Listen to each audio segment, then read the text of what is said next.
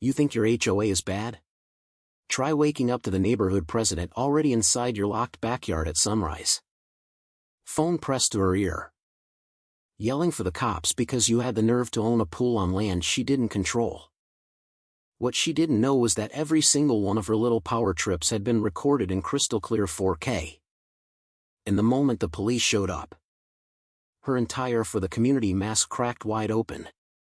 Mike Thompson had moved to Willow Creek for one reason only: silence.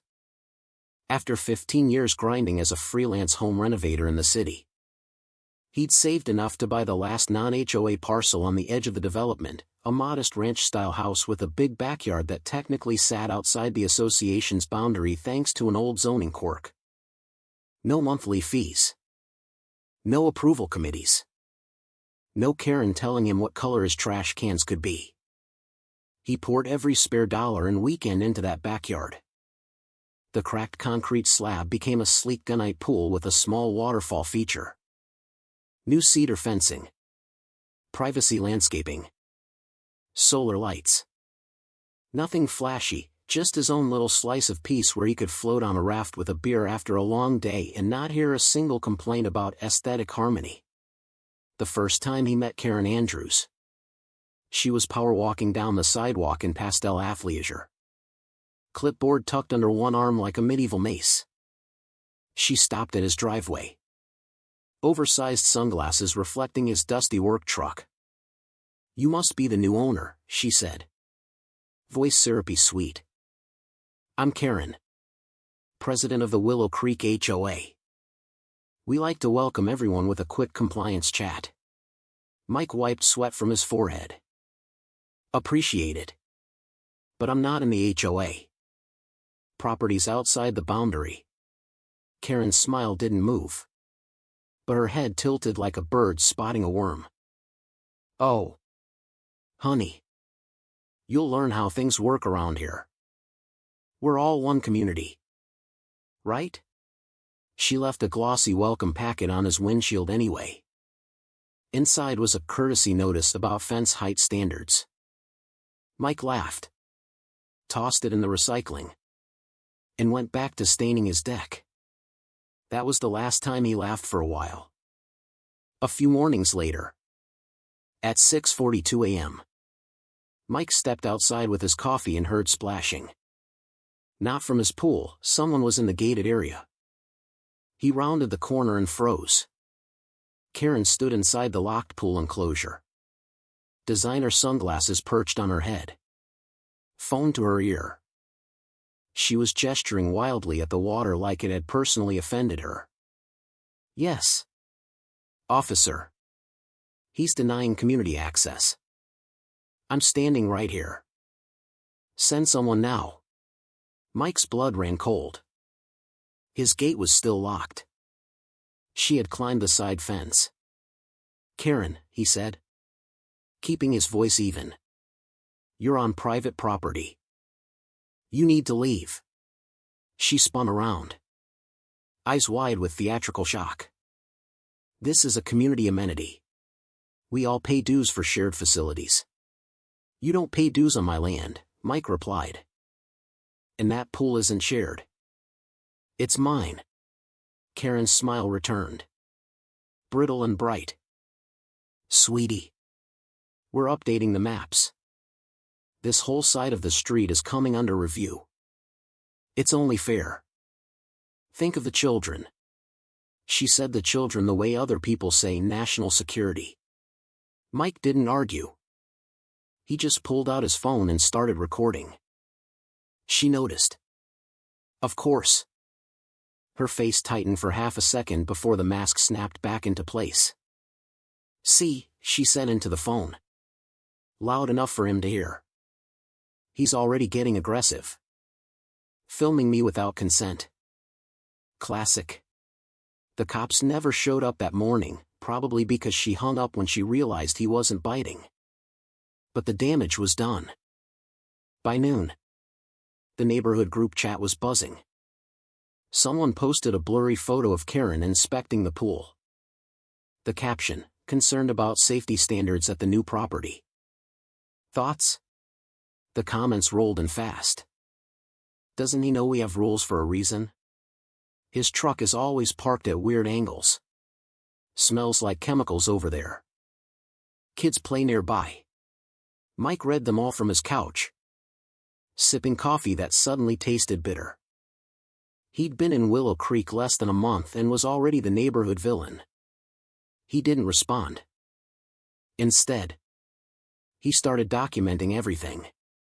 Every fake violation notice left on his windshield, signed by Karen herself. Every time-stamped security clip of her hopping the fence at dawn for inspections. Every group chat screenshot where she encouraged neighbors to keep an eye on the situation. Mike was a patient man. He'd spent years dealing with nightmare clients who changed plans mid-renovation. He knew the power of quiet preparation. Karen, however, was accelerating. The rumors got darker. Someone heard Mike had been asked to leave his last neighborhood after an incident. Another post claimed the pool chemicals were improperly stored and could affect property values. Karen replied to everyone with heart emojis and "we're all in this together" red heart. Neighbors started crossing the street when they saw him. A mom yanked her kid's hand so hard the little girl dropped her ice cream. Mike watched from his window and felt something cold settle in his chest. Then came the Saturday morning she brought reinforcements. Mike was cleaning the pool filter when he heard voices. He looked up to see Karen marching toward his fence with 3 other board members in tow. She carried her clipboard like a battle standard. "Everyone. We need to document the non-compliant structure from inside the enclosure," she announced. Loud enough for half the block to hear. "It's for safety." One of the board members, a retired accountant named Gary, shifted uncomfortably. "Karen. Are we sure about this?" His lawyer sent that letter saying. "It's fine," she snapped. "He's just trying to intimidate us." "Go ahead. Gary. Hop the fence." Mike stepped out. Towel over his shoulder. Voice calm. "Nobody's hopping anything. This is private property. You've all been warned." Karen's face flushed an angry pink under her foundation. "You can't keep denying the community access to amenities. It's selfish. It's against the spirit of Willow Creek." Mike almost laughed. "The spirit? Lady. You climbed my fence at 6 a.m. to scream at me. That's not community, that's trespassing." She jabbed a finger at him. "You're the one causing division. We've been nothing but welcoming." The neighbors who had gathered along the sidewalk were watching now. Phones out. Some smirking. Karen saw the audience and doubled down. She dialed 911 right there in front of everyone. "Yes. This is Karen Andrews, HOA president. We have a hostile resident refusing lawful inspection and threatening board members. We fear for our safety." Mike just stood there, arms crossed, waiting. When the 2 patrol cars pulled up 10 minutes later, lights flashing, Karen's posture changed instantly. She smoothed her hair, put on her sweetest concerned citizen face, and rushed toward the officers. "Officers. Thank God. This man has been harassing the board for weeks. He won't let us do our jobs. He's unstable." The lead officer, a tall guy named Ramirez, looked from Karen's red face to Mike's relaxed stance. "Sir. What's going on here?" Mike didn't raise his voice. "Officer. This woman and her friends are trespassing on my private property.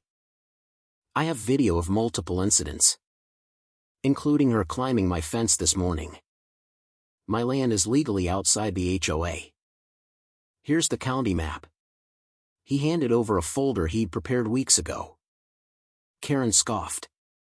"He's always waving papers around. Typical bully tactic."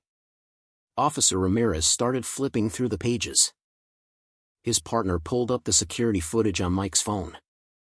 The backyard went very quiet. First clip, Karen at 6:17 a.m. Clipboard in hand.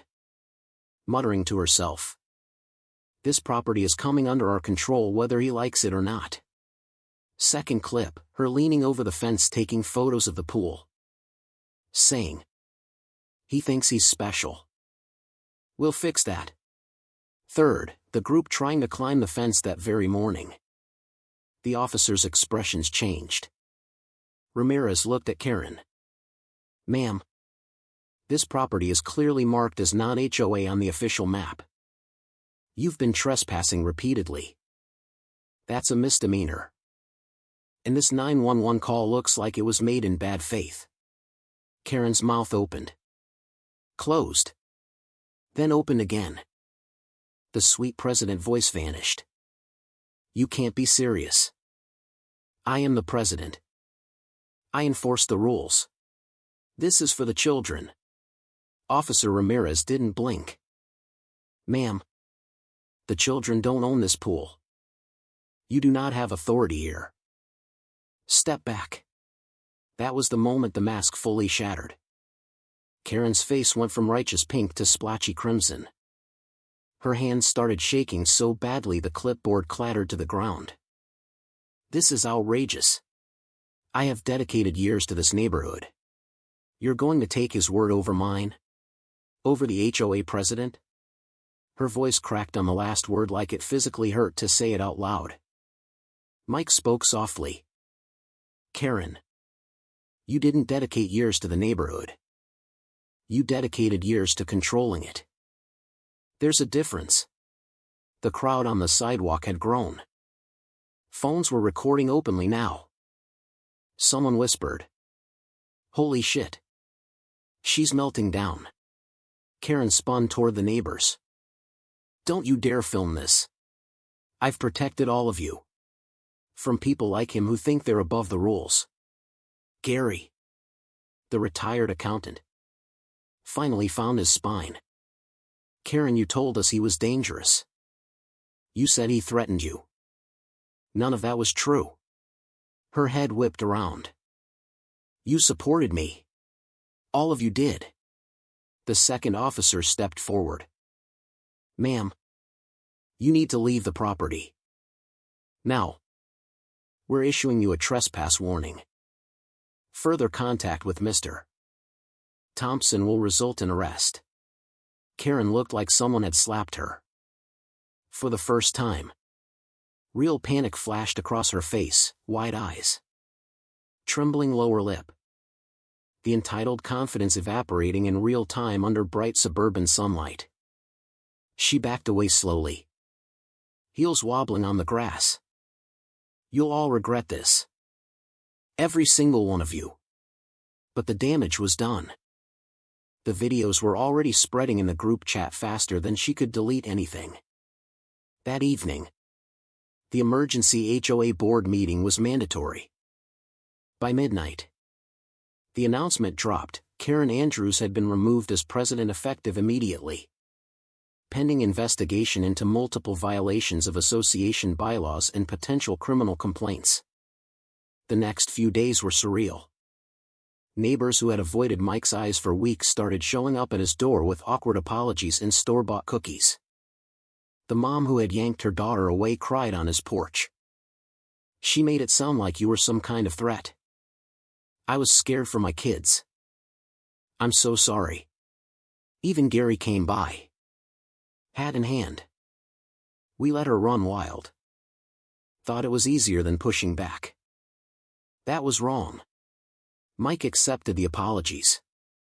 He wasn't interested in rubbing salt in wounds. He just wanted his quiet back. He kept the new metal sign he'd ordered weeks earlier, private property. No HOA authority. Trespassers prosecuted. It looked good in the sunlight. Months later, Mike floated in his pool at dusk. The waterfall gently bubbling. The neighborhood had changed. People waved again. Kids rode bikes without parents clutching them like he was contagious. The new HOA president, a no-nonsense accountant, had publicly posted the official boundary map and promised less enforcement. More common sense. Karen's house went on the market 2 months after the incident. She moved to a different subdivision on the other side of town. Rumor was she tried to run for their board and got laughed out of the meeting. Mike never celebrated. He just enjoyed the silence he'd paid for. Sometimes, late at night, he'd replay the body cam footage the officers had shared with him, Karen's face when she realized the rules she worshipped didn't apply to her own behavior. The way her voice cracked when she said, "I am the president," like it was supposed to mean something. It was the most expensive pool in America. Not because of the construction cost, but because of everything it cost Karen to try and take it. And every time Mike floated under the stars, he smiled a small, satisfied smile. Because some people move to the suburbs for community. Others move there for peace. And sometimes, the loudest voices demanding community are the ones who understand it the least. So tell me in the comments, was Karen just a dedicated community leader trying to maintain standards? Or was she a power-drunk tyrant who finally got exactly what she deserved? Who was really in the wrong here? Drop your thoughts. I read every single one.